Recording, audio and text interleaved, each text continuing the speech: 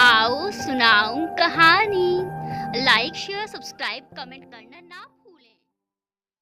आप देख रहे हैं बेपरवाह इश्क लास्ट एपिसोड।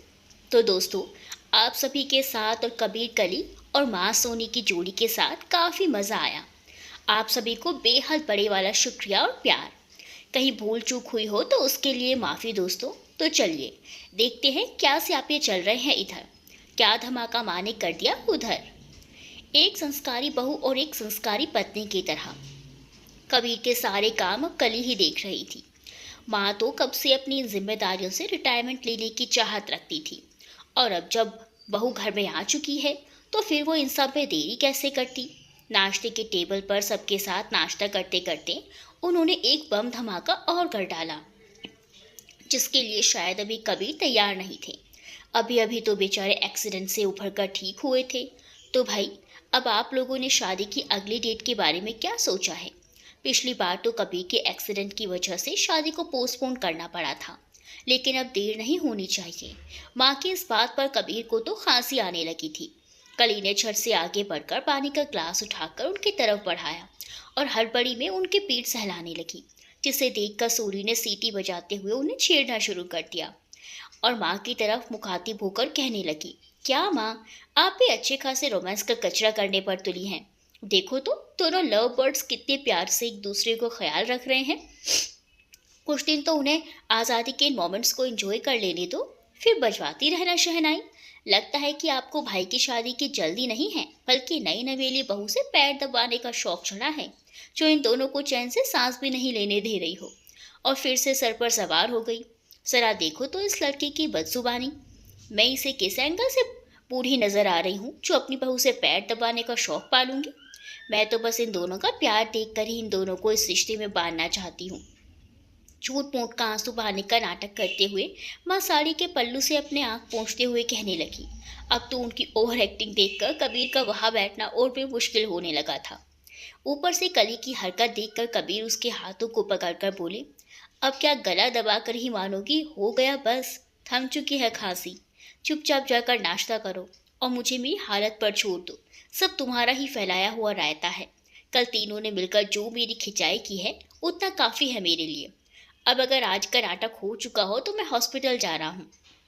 यहाँ बैठकर तुम लोगों की बकवास सुनने से तो अच्छा है कि मैं अपने मरीजों के बीच बैठकर चैन की सांस ले सकूं।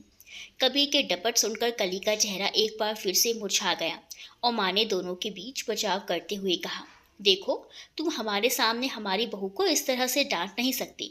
यहाँ तुम्हारे हॉस्पिटल के स्टाफ नहीं है। दादी जो कब से सबकी बकवास सुन रही थी, अब तो उन्हें भी बीच में बोलना पड़ा। अब बस भी करो। तुम लोग क्यों उन दोनों को सता रहे हो? अभी अभी तो ठीक हुआ है, कुछ समय दो, फिर शादी के बारे में सोचेंगे। जेसिका को वहां पर हो रही बातों से कोई मतलब ही नहीं था। वो तो बस चुपचाप अपने ईयरफोन पर गाने का आनंद उठा रही थी और मस्ती में नाश्ता एंजॉय कर रही थी। जब से कबीर के साथ वो हादसा हुआ था और कली को उनकी फिक्र करते हुए देखा था, तो जेसिका का मन पूरी तरह से बदल चुका था। अब वो कली को कबीर के लिए परफेक्ट मैच मान चुकी थी। तान्या को लेकर कबीर के लिए जो भावनाएं उसके मन में पनप रही थी, वो सब शांत हो चुकी थी। कबीर को इतने दिनों बाद हॉस्पिटल आकर काफ़ी अच्छा लग रहा था। उनके आने से हॉस्पिटल में भी रौनक आ गई थी। अपने फेवरेट डॉक्टर को देखकर मरीजों के चेहरे पर भी आत्मविश्वास उभर आया था। राजीव ने अपने दोस्त को सकुशल हॉस्पिटल में वापस देखकर उनकी चुटकी लेते हुए कहा, क्या बात है डॉक्टर कबीर, इस बार तो महबूब के नज़दीकी से काफ़ी खिले खिले नजर आ रहे हो। कबीर के लिए बस अब यही बाकी रह गया था। जिन चीज़ों से घबरा कर वो घर छोड़कर यहाँ भाग आए थे, वही सब यहाँ भी दोहराया जा रहा था। यानी कि अब उनका पीछा इन बातों से छूटने वाला नहीं था। डॉक्टर राजीव आगे अपना मुंह खोलते उससे पहले ही कबीर ने सख्त लहजे में उन्हें निर्देश देते हुए कहा, अगले ऑपरेशन में तुम मेरे साथ चल रहे हो। जिसे सुनकर राजीव का खिला खिला चेहरा पल भर में ही मुरझा गया और जल्दी उन्हें ये भी समझ आ गया कि उन्हें अपने किए की सजा मिल चुकी है। अब जब पंगा ले ही लिया है तो पूरी तरह से भुगतो, क्योंकि डॉक्टर कबीर वही इंसान थे जो दूसरों को के वार को झेलते नहीं बल्कि दूसरों पर वार करने में विश्वास रखते थे। कर में तीनों की तिगड़ी को वे इसलिए कुछ नहीं कह पाती थी क्योंकि तीनों ही उनकी कमजोरी थी। लेकिन यहाँ हॉस्पिटल में राजीव उन सबका खामियाजा भुगतने के लिए उपलब्ध थे। तो भला कबीर इस काम में पीछे कैसे रहते? अब तो राजीव को भी अपने ऊपर अफसोस हो रहा था कि क्यों उन्होंने इस बेचारे से पंगा ले लिया जो पहले से ही घर से सताया हुआ है, क्योंकि उन्हें भी सोनी और माँ का स्वभाव अच्छी तरह से मालूम था। दोनों ही एक से बढ़कर एक, अगर दोनों साथ हो तो सामने वाले के छक्के छुड़ा देंगी। इस वक्त कली के कमरे में बैठी हुई तीनों महिला मंडली कबीर के रूखे व्यवहार पर विचार विमर्श कर रही थी। कली काफी गंभीर लहजे में माँ से अपनी शिकायत दर्ज कर रही थी। माँ, आपके कहने पर मैंने कबीर जी की इतनी सेवा की, लेकिन फिर भी उनका स्वभाव मेरे प्रति बदल नहीं रहा। वो पहले की तरह ही आज भी मुझसे रूड बिहेव ही करते हैं। अब आप ही बताइए, भला मैं ये सब कैसे बर्दाश्त कर पाऊंगी? मेरी भोली बहू रानी, मुझे लगता है मेरे अकड़ू बेटे के दिल को तुमने चोट पहुंचाई है। उसने अपनी तरफ से पहल करके तुम्हारे सामने अपने दिल के जज्बातों का इजहार किया, और तुमने उसके साथ क्या किया? आज तक उसके सवाल का जवाब ही नहीं दिया और उसे लटकाए रखा है। उसका ही नतीजा है कि वो तुमसे आज भी नाराज है। आज तुम्हें उसका रूड बिहेवियर तो दिख रहा है, लेकिन ये नहीं दिख रहा कि उसने अपने स्वभाव के विपरीत जाकर तुम्हारे सामने अपना दिल खोल कर रख दिया था। लेकिन तुमने क्या किया? उसके जज्बातों को समझने के बजाय चुप्पी साध ली और आज तक अपने दिल की बात उसको नहीं बताई। अब तुम ही बताओ, भला वो ये बात कैसे बर्दाश्त कर सकता है कि जिसके साथ उसकी शादी होने जा रही है वो अब तक अपने दिल के जज्बातों को राज बनाकर रखे हुए है।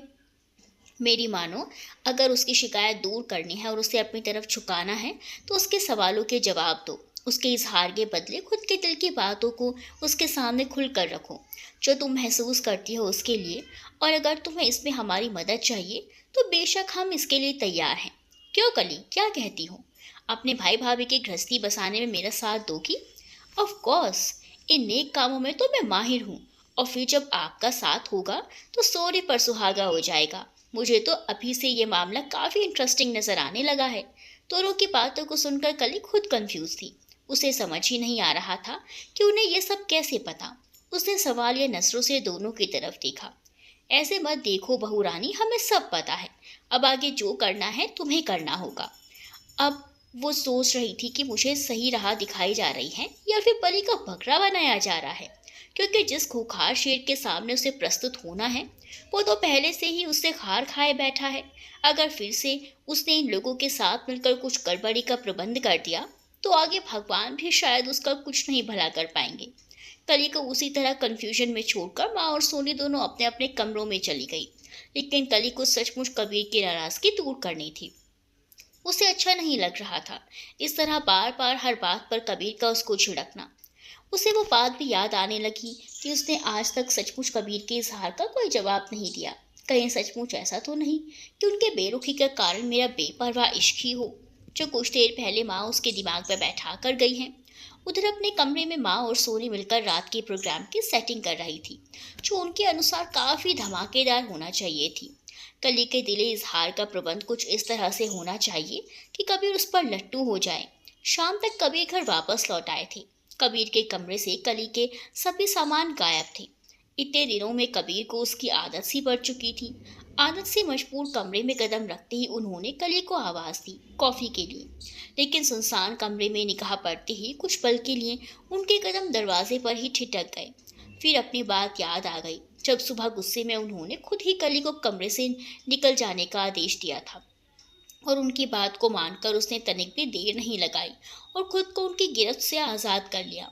ये बात कबीर को यह सोचने पर मजबूर कर रही थी कि क्या ये लड़की अभी भी उनके जज्बातों को समझ नहीं पाई है, जबकि उन्होंने तो अपना दिल ही उसके सामने खोल कर रख दिया था। लेकिन हॉस्पिटल की थकावट के कारण वो इस वक्त इन बातों को सोचना नहीं चाहते थे। इसलिए टेबल पर बैग रखते हुए खुद फ्रेश होने के लिए बाथरूम में घुस गए। कुछ देर बाद जब फ्रेश होकर बाहर निकले तो आज सोनी हाथों में कॉफी का मग लिए खड़ी हुई नजर आई। उनकी बेचैन आंखों को जिसकी तलाश थी वो नजर नहीं आई। आंखों की बेचैनी को छुपाते हुए सोनी के हाथों कॉफी का मग पकड़कर अपनी लैपी लेकर बैठ गए अपने बाकी के कामों को निपटाने के लिए।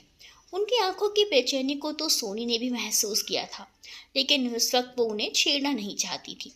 इसलिए चुपचाप उन्हें काम करता हुआ देखकर बाहर चली गई और माँ के सामने आकर कबीर की आंखों की बेचैनी का वर्णन बढ़ा चढ़ा कर दिया, जिसे सुनकर माँ और उत्साहित हो गई रात के प्रोग्राम की सेटिंग करने की तैयारियों में। और इस नेक काम में सोनी तो पहले से ही तैयार बैठी थी उनका साथ देने के लिए। कली को प्रैक्टिस कराई जा रही थी साड़ी पहनकर हाई हील पर चलने की। उसके कदम बार बार लड़खड़ा रहे थे और बार बार साड़ी में उलझकर गिर रही थी। सब कुछ अपनी आंखों के सामने बार बार असफल होता हुआ देखकर माँ को कहना ही पड़ा, तुमसे ना हो पाएगा बहुरानी। कली भोले गाय की तरह गर्दन झुकाए माँ की तरफ ऐसे देख रही थी जैसे उससे बहुत बड़ा अपराध हो गया हो जिसकी कोई क्षमा नहीं है। सास बहू के क्रियाकलाप देखकर सोनी को जोरों की हंसी आ रही थी, लेकिन वो खुलकर हंस भी नहीं पा रही थी। उसने माँ को छेड़ते हुए कहा, हाउ स्वीट, आप तो बड़ी ही रोमांटिक रही होंगी अपने जमाने में। माँ ने नौटंकी दिखाते हुए शर्मा कर कहा, तुमने क्या सोचा था इतनी आसानी से तुम्हारे मामा जी मेरी गिरफ्त में आ गए थे? आज तक उन पर मैंने जो अपना जलवा बनाए रखा है वो सब इन्हीं लटकों झटकों का नतीजा है। आजकल के बच्चे तो कुछ समझते ही नहीं, अपने बिजी लाइफस्टाइल में इस कदर उलझे रहती है कि खुद के लिए समय ही नहीं होता। जेसिका जो पास से ही गुजर रही थी कमरे में आती खिलखिलाहट को सुनकर कमरे के अंदर चली आई। इस वक्त उसे वहां देखकर माँ को एक उपाय सूझा और उन्होंने मुस्कुराते हुए जेसिका से ही कली को तैयार करने की मदद मांग ली, क्योंकि वो जानती थी कि आज के ज़माने के हिसाब से जेसिका काफ़ी हॉट और बिंदास गर्ल है। उसे कली को अपने हिसाब से तैयार करने में ज़्यादा वक्त नहीं लगेगा जितनी मशक्क़त उन्हें करनी पड़ रही है। जेसिका के मन में भी अब कबीर और कली के रिश्ते को लेकर कोई खटास नहीं रह गई थी, इसीलिए वो भी माँ की बातों को मानकर इस काम के लिए तुरंत राजी हो गई। माँ अपनी भोली बहुरानी को जो काम सिखाने में नरमी बरत रही थी, जेसिका ने उसे काफ़ी कड़क और सख्त लहजे में सिखाना शुरू किया। जेसिका के डर से कली और भी गलतियां करने लगी, लेकिन जल्द ही कुछ चीज़ों पर उसने अपनी सही पकड़ बना ली। सबको पता था कि रात के भोजन के बाद अपनी थकान और उदासी मिटाने के लिए कबीर कुछ वक्त छत पर बिताते हैं। उसी को ध्यान में रखकर छत पर विशेष तैयारियां की गई थी। आमतौर पर इस वक्त रात में अंधेरे में बेहद सूना रहने वाला छत खूबसूरत खुशबूदार कैंडलों की लाइट्स में जगमगा रहा था। छोटे छोटे झालरों की रंग बिरंगी लड़ियां अपनी खूबसूरती बिखेर रही थी। बीच में बहुत ही खूबसूरत तरीके से डिनर टेबल लगाया गया था। इस वक्त छत के माहौल को इस कदर रोमांटिक बना दिया गया था कि इस माहौल में दो दिल बिना जुड़े रह ही नहीं सकते। दोनों खुद एक दूसरे के करीब आ जाएंगे और अपने मन की बात भी आसानी से बोलेंगे। कली की ट्रेनिंग भी लगभग पूरी हो चुकी थी। अब कम से कम वो बिना लड़खड़ाए साड़ी के पल्लू को संभाल पा रही थी, जो उसकी ट्रेनिंग का सबसे बड़ा हिस्सा था।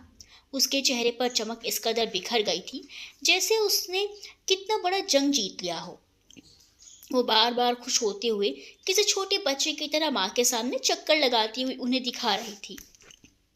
देखो माँ, मैंने इस उड़ान खटोले पर चलना सीख लिया।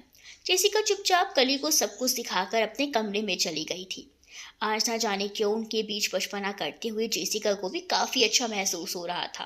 कली का भोलापन जो उसे कभी उसकी चालाकी लगती थी, आज उसे काफ़ी सच्ची और लुभावनी लग रही थी। उसे आज पहली बार कबीर की पसंद पर खुशी महसूस हो रही थी।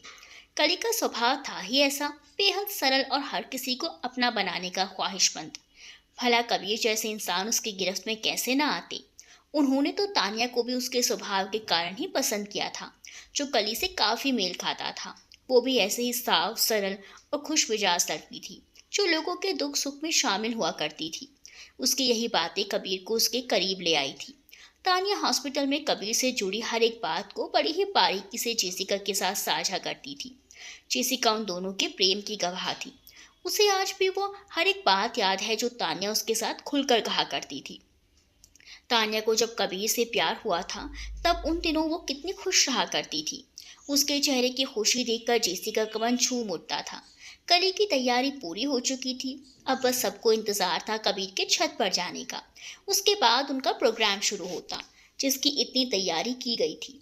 हॉस्पिटल की थकान और बाकी किन्हीं चीज़ों से की वजह से कबीर ने रात का खाना नहीं खाया था। आज उनके खाना ना खाने की किसी को चिंता भी नहीं थी, क्योंकि वो भले ही उन बातों से वाकिफ ना हो, लेकिन बाकी लोगों को तो छत पर की गई अरेंजमेंट के बारे में बखूबी मालूम था। हॉस्पिटल के थकान के कारण कबीर आज बिस्तर पर पड़े ही नींद के आगोश में चले गए और कली ऊपर छत पर कब से उनका इंतजार करते करते वहीं लुढ़क कर सो गई। माँ और सोनी काफ़ी देर तक जब कुछ लाइव देखने के चक्कर में आंखें गड़ाए बैठी हुई थी, लेकिन उन्हें भी कब नींद आ गई उन्हें पता ही नहीं चला। सुबह हो चुकी थी। घड़ी में 7 बजने का अलार्म बजाया। कबीर की नींद खुली, फटाफट फ्रेश होकर नाश्ते की टेबल पर पहुंच गए।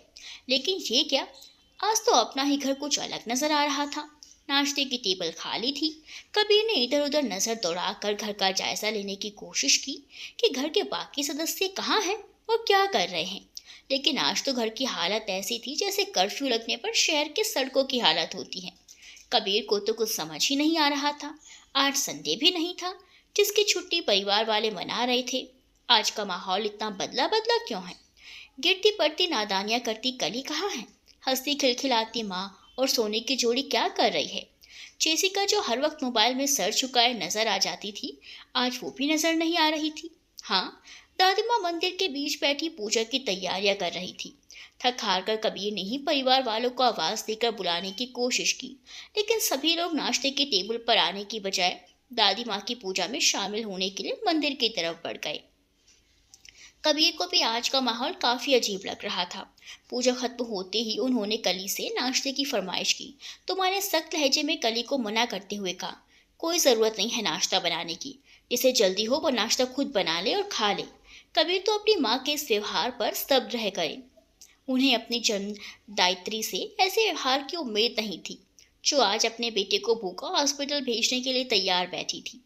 कली जो कबीर की आवाज सुनकर किचन की तरफ बढ़ रही थी, माँ की चेतावनी सुनकर वहीं ठिठक गई। सोनी और जेसिका भी दादी माँ के हाथों प्रसाद लेकर चुपचाप अपने अपने कमरे की तरफ मुड़ गई। दादी ने प्रसाद का लड्डू कबीर के हाथों पर रखा और उनके सर पर हाथ फेर कर कली के साथ अपने कमरे की तरफ जाने लगी। माँ अपने कमरे की तरफ आगे बढ़ती उससे पहले ही कबीर उनके सामने आ खड़े हुए। कबीर को अचानक से अपने सामने देखकर माँ ने गुस्से से उन्हें घूरा और रास्ते से हट जाने के लिए बोली, नहीं, मैं कहीं नहीं जा रहा। पहले आप बताइए, आपकी तबीयत तो ठीक है? ये सुबह सुबह आपको हो क्या गया है? पहले तो कभी भी आपने इस तरह की हरकत नहीं की, फिर इस तरह की बचकानी हरकत की क्या वजह है? क्या ज़रूरत है तुम्हें कुछ भी जानने की? क्या तुम्हें हमारी परवाह है? तो मैं तुम्हें अपनी हरकत की वजह क्यों बताऊं? तुम बस अपने हॉस्पिटल जाओ, अपने मरीजों के साथ बैठकर अपना दिन बिताओ। ओफो माँ, अब आप बताएगी भी कि आपकी नाराज़गी का क्या कारण है? अगर मेरी नाराज़गी जानना ही चाहते हो तो छत पर जाकर देख लो, खुद ही समझ में आ जाएगा। और अगर फिर भी समझ में ना आए तो दोबारा मुझे अपनी शक्ल मत दिखाना और चुपचाप हॉस्पिटल चले जाना। तौर पर जब कभी भी गुस्सा नहीं आता था, लेकिन जब किसी बात पर नाराज़ होती थी तो उनकी नाराज़गी काफ़ी समय तक उनके चेहरे पर नजर आती थी। और आज भी उनकी इतनी बड़ी मेहनत पर पानी फिर गया, जिसके लिए वो कबीर से भरपूर नाराज़ थी। उन्होंने बेटे बहू को मिलाने के कितने जतन किए, लेकिन हर रात छत पे जाने वाला उनका बेटा रात छत पे ही नहीं गया, तो उनका दिल फट रहा था। कबीर भी नासिम जी की हालत में छत की तरफ बढ़ गए थे। आखिर उन्हें भी तो जानना था कि उनसे गलती क्या हुई है, जिस कारण उनकी निरूपा रॉय जैसी माँ अचानक से ललिता पवार बन बैठी है। छत पर पहुंचते ही उनकी आंखें हैरानी से बड़ी हो गई। वहाँ की सजावट और डिनर टेबल का शानदार इंतजाम देखकर समझ में आ गया कि कल रात नींद की आगोश में जाकर उन्होंने बहुत कुछ बड़ा मिस कर दिया है। और उनकी माता श्री की नाराज़गी का कारण भी वही है। अपने बालों में बड़ी ही मासूमियत से हाथ फिराते हुए अपनी माँ द्वारा की गई इस स्पेशल तैयारी के लिए मन ही मन अफसोस करने लगे। नीचे आकर उन्होंने चुपचाप कमरे से अपना बैग उठाया और हॉस्पिटल के लिए निकलने की सोचकर कमरे से बाहर कदम रखा, लेकिन सामने ही अचानक से कली नाश्ते की ट्रे लेकर हाजिर हो चुकी थी। कबीर को इस वक्त कली का बड़ा ही प्यार आ रहा था। उन्हें इस वक्त सचमुच काफ़ी जोरों की भूख भी लगी थी, क्योंकि रात का डिनर भी उन्होंने मिस कर दिया था। उन्होंने बिना कुछ कहे नाश्ते की ट्रे पकड़ी और कमरे में जाकर झटपट नाश्ता खत्म कर दिया। पेट भर जाने पर संतुष्टि की डकार निकाली और अपनी माताश्री को जोर की आवाज़ देते हुए कह सुनाया, मैं तो आपकी बात मानकर नाश्ता नहीं करने वाला था, हॉस्पिटल जा रहा था, लेकिन देख लीजिए, जिस पर आपको सबसे ज़्यादा भरोसा है, आपकी उसी प्यारी बहू रानी ने आपकी बात ना मानकर ज़बरदस्ती मुझे नाश्ता करवा ही दिया। अब इन सब के लिए मुझे बुरा भला मत कहिएगा, ये तो आपकी बहू जिम्मेदार है जिसने आपकी बात का मान नहीं रखा। माँ अपने कमरे में बैठी बैठी कबीर की सारी बातें सुन रही थी, क्योंकि कली के हाथों नाश्ते की ट्रे कबीर के लिए उन्होंने ही भिजवाई थी। कली जब ट्रे उठाने लगी तो कबीर ने झट से उसकी कमर में हाथ डालकर उसको अपने घुटनों पर बैठा लिया। कली इसके लिए तैयार नहीं थी, तो अचानक ऐसे हो जाने से उसने कस के अपने कंधों को पकड़ लिया और हया की चादर ओढ़े अपनी नजरें नीची कर ली, जिसपे कबीर को उस पर बहुत प्यार आया। लेकिन वो अपने जज्बात काबू में करते हुए प्यार से बोले, जब इतने प्यार से नाश्ता करा ही रही हो तो ये भी बता दो कि रात को छत पर किस लिए बुलाना चाहती थी। इतने शानदार इंतजाम किस लिए किए गए थे। मुझे अगर पहले पता होता तो ये शानदार मौका मैं कभी चूकने नहीं देता। लेकिन अब तो जो हो चुका है उसे तो बदल नहीं सकता। लेकिन अगर चाहो तो आज रात फिर दोबारा से सारी तैयारियां कर सकती हो। उनकी बातों को सुनकर उसका चेहरा शर्म से लाल हुआ जा रहा था। उसे अब समझ में नहीं आ रहा था कि ये सब कुछ कितना एम्बेरस्ड होता है। अच्छा हुआ जो कल कबीर जी छत पर ही नहीं आए, वरना मुझे दोबारा गड़बड़ होती और सासू माँ फिर से नाराज़ हो जाती। अनजाने में ही लेकिन कबीर जी ने एक बार फिर से मुझे बचा लिया, वरना सासू माँ की सारी नाराज़गी मुझ पर ही निकलती। मैं गुम हो गई। कबीर ने उसको खोया हुआ देखकर पूछा और अपना चेहरा उसके चेहरे के करीब ले जाने लगे। तो वो उनके घुटनों से झट से खड़ी हो गई और वहाँ से भागने में ही अपनी भलाई समझी। कबीर के सामने तो वैसे भी उसकी सारी बेबाकी धरी की धरी रह जाया करती थी, क्योंकि कभी कभी कबीर उसके सामने इस कदर रोमांटिक से होकर रोमांटिक बात ही किया करती थी कि वो अपने अंदर एक अजीब तरह की गुदगुदी महसूस किया करती थी, जिन्हें वो बार बार समझने की कोशिश करती। लेकिन अगले ही पल कबीर की कॉन्ट्रैक्ट मैरिज वाली बात बीच में आ जाती और उसकी सारी रवानियत पर पानी फेर जाती। इसलिए वो अपने रिश्ते को लेकर किसी गलतफहमी में नहीं रहना चाहती थी और जो कुछ जैसे चल रहा था उसे उसी तरह चलने देना चाहती थी, आगे किस्मत को जो मंजूर होगा। लेकिन इन सब कारनामों में कबीर अपने महबूब की आंखों की भाषा को अच्छी तरह से समझ चुके थे। अपने इश्क के बेपरवाह इश्क को मुकम्मल इश्क में तब्दील होते हुए देख रहे थे। वो सामने से शर्मा तो ज़रूर रही थी, लेकिन उसके दिल में उनके लिए अनेकों जज्बात उमड़ रहे थे जो जुबां पर आने के लिए मचल रहे थे। लेकिन कदम अभी भी आगे बढ़ाने में झिझक रही थी और अब काफ़ी इंतज़ार के बाद कबीर को अपना जवाब मिल चुका था। इसीलिए वो इस मामले में और देर नहीं करना चाहते थे। उन्होंने झट से माँ के पास जाकर चट मंगनी और पट ब्याह वाली बात रख दी। इस बार तो बेटे की हड़बड़ी देखकर माँ भी चकित रह गई, क्योंकि जिस बेटे के सर पर सहरा देखने के लिए अब तक उन्होंने इतने जतन किए थे, वो बेटा खुद ही घोड़ी चढ़ने के लिए तैयार था। उनके तो मन की मुराद पूरी हो गई थी। इकलौते बेटे की शादी की तैयारियां पूरे जोरों शोरों से चल चुकी थी। उनके मन में कहीं ना कहीं आज भी ये डर समाया हुआ था कि अगर उन्होंने देर कर दी तो शायद एक बार फिर से उनका बेटा उन्हें दगा ना दे जाए। एक बार फिर से सारे रिश्तेदार, परिवार वाले और कली के परिवार इन खुशियों में शामिल हो गए थे। कबीर को कली के रूप में उनकी चाहत मिल गई थी और कली ने भी अपने इस रिश्ते को पूरी दिल से कबूल कर लिया था। अब तो जेसिका के मन में भी जो कली के लिए बदगुमानियां थी वो पूरी तरह से बदल चुकी थी। इस समारोह में जिस तरह से डॉक्टर राजीव की नजरें बार बार जेसिका पर ठहर रही थी, कबीर ने उन्हें छेड़ते हुए पूछ ही लिया, अगर तैयार है तो इसी मंडप में तेरे भी फेरे लगवा देता हूँ। जिस बात पर राजीव ने बड़ी अदा के साथ अपने दिल पर हाथ रखते हुए लंबे हाथ भरते हुए बस इतना ही कहा, मैं तो कब से तैयार बैठा हूँ, पर इस दुल्हन भी तो तैयार होनी चाहिए ना। इस शादी में जेसिका ने भी कली की बहन की तरह शिरकत की थी। वो मासूम कली के मन में तो कभी किसी के लिए कोई बैर भावना थी ही नहीं। इसीलिए जेसिका को अपनाने में राजीव ने तनिक भी देर नहीं लगने दी। इन्हीं हंसी ठहाकों और खुशियों के बीच कबीर को उनकी चाहत मिल चुकी थी और माँ की बरसों की ख्वाहिश और मेहनत आज सफल हो चुकी थी। बहू के नाज नखरे उठाते हुए उन्होंने बड़े ही प्यार से कली का गृह प्रवेश करवाया। दादी तो अपने घर में आ रही माँ लक्ष्मी के पैरों के निशान देखकर निहाल हो रही थी। इन पैरों के निशान तो वे बहुत पहले ही पहचान चुकी थी, लेकिन आज सही मायनों में साक्षात लक्ष्मी जी का उनके घर में गृह प्रवेश हुआ था। दूध में अंगूठी ढूंढने वाली रस्म में कबीर ने पहले ही अपने जीवन संगनी के सामने हथियार डाल दिए थे। हर बार कली की जीत देखकर जब सोने से रहा नहीं गया तो उसने कबीर को आड़े हाथों लेते हुए सुना ही दिया, क्या भाई, मैंने तो सुना था कि शादी के बाद लोग जोड़ों का गुलाम हो जाते हैं, लेकिन इतने जल्दी हो जाते हैं ये मैंने आज अपनी आंखों के सामने होता हुआ देख भी लिया। उसकी बात सुनकर अभी लोग हंसने लगे और कली एक बार फिर छुई मुई की तरह शर्मा गई। लेकिन इस बार डॉक्टर साहब ने मौके का पूरा फायदा उठाते हुए अपनी मासूम चाहत के हाथों को दूध के तल में ही जकड़ लिया, जो बार बार कसमसात हो रही थी, लेकिन अपने हाथों को उनके हाथों की मजबूत गिरफ्त से छुड़ा नहीं पा रही थी। जेसिका को राजीव की नजरों की तपश अपने ऊपर हर वक्त महसूस हो रही थी, जिस कारण बार बार वो अपना पहलू बदल रही थी और अपनी बेचैनी को नियंत्रित करने की कोशिश कर रही थी। लेकिन उस शख्स में कुछ ऐसा तो था जो बार बार जेसिका को अपनी तरफ खींचने की कोशिश कर रहा था। वो भी बार बार नजरें बचाती राजीव को देखने लगी। जब राजीव को पूरी तरह महसूस हो गया कि जेसिका के मन में अब मुझे लेकर कुछ तो है, उन्होंने भी मौके पे चौका मारते हुए उसे सबके सामने बड़े ही फिल्म स्टाइल में घुटनों के बल बैठकर गुलाब देते हुए प्रपोज कर डाला। पहले तो जेसिका को कुछ समझ नहीं आया, ये एकदम से हुआ क्या? फिर समझ आते ही उसने सबसे पहले माँ की तरफ देखा, जो आंखों में ही उसे रजामंदी दे रही थी। फिर कुछ शर्माते हुए राजीव के हाथों से गुलाब लेकर उनके प्यार को स्वीकारते हुए खुद भी इजहार कर दिया, क्योंकि अब वो खुद भी इस बात को अच्छे से महसूस कर चुकी थी कि राजीव उसे कितना चाहते हैं, और उसके लिए राजीव से अच्छा जीवन साथी कोई हो ही नहीं सकता था, क्योंकि राजीव भी कबीर के ही दोस्त थे और दोनों में काफ़ी समानताएं थी। उसकी इजहारी मोहब्बत करते ही पूरा हॉल तालियों से गूंज उठा। दादी और माँ दोनों ने ही उन्हें आशीर्वाद दिया और सबके चेहरे खिल उठे। आज की रात कबीर कली दोनों के लिए ही बहुत ही खास थी, लेकिन अभी भी कली के मन का डर पूरी तरह से खत्म नहीं हुआ था। उसका सपना तो पूरा हो चला था, लेकिन वो अपने इस सपने के टूटने के डर से अभी भी सहमी हुई थी। लाल रंग के दुल्हन के लिबास और दुल्हन के श्रृंगार में बैठी वो नाजुक सी कली आज गुलाब की ही कली लग रही थी। कबीर उसके सामने बैठे उसे निहारते ही जा रहे थे, जिससे वो और भी लाल हो चुकी थी।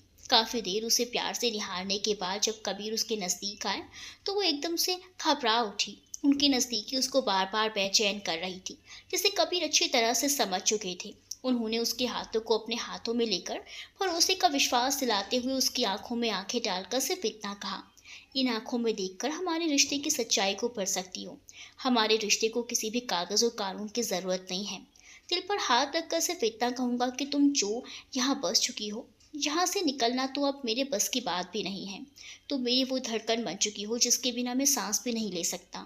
कली जो बेचैनी से नसें झुकाए बैठी थी, उसने उनकी आंखों में देखा जहां आज अपने लिए उसको सिर्फ प्यार ही नजर आ रहा था, जिसमें सराबोर होने के लिए वो कब से तैयार बैठी थी। और अब तो डॉक्टर साहब के इतना खुलकर इजहार करने के बाद तो जो थोड़ी बहुत झिझक थी वो भी खत्म हो चुकी थी। उसके मन की सारी शंकाएं, सारी बेचैनी, कॉन्ट्रैक्ट मैरिज को लेकर सारी ऊटपटांग बातें हमेशा के लिए जा चुकी थी। कुछ बोलोगे नहीं या आज भी चुप रहने वाली हो? मैं चाहता हूँ इस रिश्ते में आगे बढ़ने से पहले तुम्हें भी अब अपना दिल खोल देना चाहिए, जिसके लिए तुम हमेशा बेचैन रही, आगे बढ़ने से हमेशा खुद को रोकती रही। वो बेड़ियां मैंने ही तुम्हारे पैरों में डाली थी। मैंने तो उन बेड़ियों से तुम्हें कब का आज़ाद कर दिया था, लेकिन तुम ही समझ नहीं पाई। अगर पहले समझ गई होती तो हमारे प्यार को बहुत पहले ही मंजिल मिल चुकी होती। लेकिन आज की रात हम दोनों के लिए ही बहुत खास है। क्या आज भी तुम अपने पति परमेश्वर से कुछ नहीं कहोगी? कल ही एकटक कबीर को देखे जा रही थी। आज उनके मुंह से ये बातें उसे सुकून पहुंचा रही थी, जिसे सुनकर वो अलग ही दुनिया में खोई हुई थी। प्यार की दुनिया में, जहाँ से फोर कबीर उनकी बेशुमार मोहब्बत थी। जब उसकी तरफ से कोई प्रतिक्रिया नहीं हुई तो कबीर का एक बार फिर से दिल टूट गया। वो खामोशी से उठकर जाने लगे, लेकिन बेड से कदम उतारने से पहले ही वो ठिठक गए, क्योंकि कली उनकी पीठ से चिपक चुकी थी। हाथ आगे उनके सीने से कुर्ते को कस के पकड़े हुए थे कि जैसे पक्का ढीली पड़ी तो कबीर उठकर ना चले जाएं। कबीर ने अपना चेहरा ऊपर कर आंखें बंद कर लीं और इस प्यारे से एहसास को खुद में समेटने लगे। वो ऐसे ही रहने वाले थे जब तक कली अपने दिल की बात नहीं बोलेगी।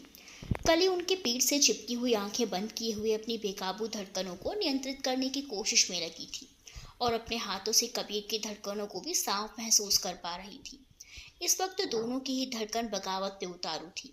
कबीर जी, आप कहाँ जा रहे हैं मुझे छोड़कर? जैसे आप मेरे बिना जी नहीं सकते, मैं आपकी सांसें हूँ, वैसे ही आप मेरी सांसें हैं। तो मैं कैसे जी सकती हूँ आपके बिना? हाँ, मैंने गलतियाँ की है, हमेशा आपका दिल दुखाया है, क्योंकि मैं डरती थी मैं हमारे बिछड़ने की वजह से, क्योंकि मुझे लगता था ये शादी सिर्फ एक कॉन्ट्रैक्ट मैरिज है। उसके बाद आप मुझे छोड़ देंगे तो मैं कैसे रह पाऊँगी, क्योंकि मुझे भी आपसे मोहब्बत हो गई थी और मैं इस मोहब्बत में आगे बढ़ने से डरती थी। उस दिन आपने मुझे छत पे प्रपोज किया तो मैं ख्वाबों की दुनिया में पहुंच गई थी। मन की आपके सीने से लगकर मैं भी इस पल में खो जाऊं, अपने इस बेपरवाह से इश्क को मुकम्मल इश्क बना दूं। लेकिन मुझे ही मालूम है उस दिन मैंने खुद को कैसे रोका। मुझे यकीन था आपकी बातों पर, आपकी आंखों में मैंने खुद के लिए प्यार देखा था, लेकिन खुद पे यकीन नहीं कर पा रही थी। I am sorry Kabir ji, मैंने बहुत परेशान किया आपको, but I love you so much. I love you so much Kabir ji. मैं कभी आपसे दूर नहीं जाऊंगी, और अगर आप कभी मुझसे दूर गए तो मैं जी नहीं पाऊंगी, मैं मर। कबीर ने उसके आगे बोलने से पहले ही उसके हाथों को पकड़कर आगे कर अपने सीने से चिपका लिया। कली की रुलाई फूट पड़ी, जो कबीर के सीधा दिल को लगी। तो उसके सिर को चूमते हुए उसकी पीठ सहला रहे थे। अच्छा, रोना किस बात का है कली? मेरी प्यारी कली, मैं तुम्हें छोड़कर कहीं नहीं जा रहा। अभी कैसे सकता हूँ? तुमने इतना टाइट तो मुझे पकड़ा हुआ है कि मुझसे हिला तक तो जा नहीं रहा है। उनकी बात पर रोती हुई कली ने चेहरा ऊपर कर उन्हें देखा, जिनकी आंखों में पूरी शरारत नाच रही थी। उसने झल्लाकर उनके सीने पे मारना शुरू कर दिया, जिससे कबीर हंसने लगे। वो झल्लाकर मारने में लगी हुई थी और कबीर हंसते हंसते उसे लेकर वहीं गिर पड़े और गिरते ही उन्होंने उसके हाथों को अपने हाथों में जकड़ लिया। वो अपने हाथ छुड़ाने उनके ऊपर से उठकर जाने की कोशिश करने लगी, लेकिन कबीर की मजबूत पकड़ से निकलना इतना आसान थोड़ी ना था। दोनों एक दूसरे की आंखों में खो गए और इसी का फायदा उठाते हुए कबीर ने उसको बेड पर लिटा दिया और खुद उसके ऊपर झुक गए। पहले तो कली इसके लिए तैयार नहीं थी, फिर वो भी कबीर की आंखों में खो गई और दोनों एक दूसरे की धड़कनें महसूस करते हुए अपनी मोहब्बत में सरोपार हो चुके थे। उनकी मोहब्बत को मंजिल मिल चुकी थी। कबीर के मुकम्मल इश्क ने आखिरकार कली के बेपरवाह इश्क को मुकम्मल इश्क में रंग ही डाला। तो अजनबी अचानक मिले, चाहत के फूल खिले और एक खूबसूरत गुलिस्तां बना। उनकी प्यारी मोहब्बत का गुलिस्तां जिसमें दोनों की मदहोश हुए आने वाली खूबसूरत ज़िंदगी का आगाज़ कर रही थी। आज माँ बड़े सुकून की नींद सो रही थी। उनके बेटे को कली के रूप में आखिरकार उनके जीवन का, उनके खुश रहने का मकसद मिल ही गया। सोने का भी दिल सुकून में था। जो अपने भाई भाभी के लिए उसने चाहा आज पूरा हो गया। वो जेसिका भी राजीव के साथ आने वाले कल के ख्वाब सजोए सुकून से सो रही थी। आज सभी सुकून में थे। कली रायचंद परिवार में खुशियों से भरे कदम लेकर आई थी, जिन्हें दादी की अनुभवी नज़रों ने पहले ही भाप लिया था। दादी अपने परपोते परपोती के सपने सजोए बेखबर सोई थी। घर का हर एक बंदा आज चैन सुकून की नींद की आगोश में था। दादी का सपना पूरा होने में पूरे 10 महीने लगे और उनकी गोद में एक नन्ही परी आ गई, जिनकी बलाएं लेती दादी और माँ थक नहीं रही थी। सोने की खुशी का तो ठिकाना ही नहीं था। वो तो बुआ बन बिना परों उड़ रही थी और अपने डॉक्टर साहब तो अपनी बीवी का ख्याल रखने में ही व्यस्त थे। दोनों के प्यार को देख माँ की आंखें खुशी से नम हो गई। इस प्यारी सी दुनिया में एक छोटा सा मेरा परिवार है। खुशियाँ मुझे इतनी मिलती है जैसे रोज़ कोई त्योहार है। तो ये थी कबीर कली की और उनके परिवार की खूबसूरत सी कहानी बेपरवाह इश्क।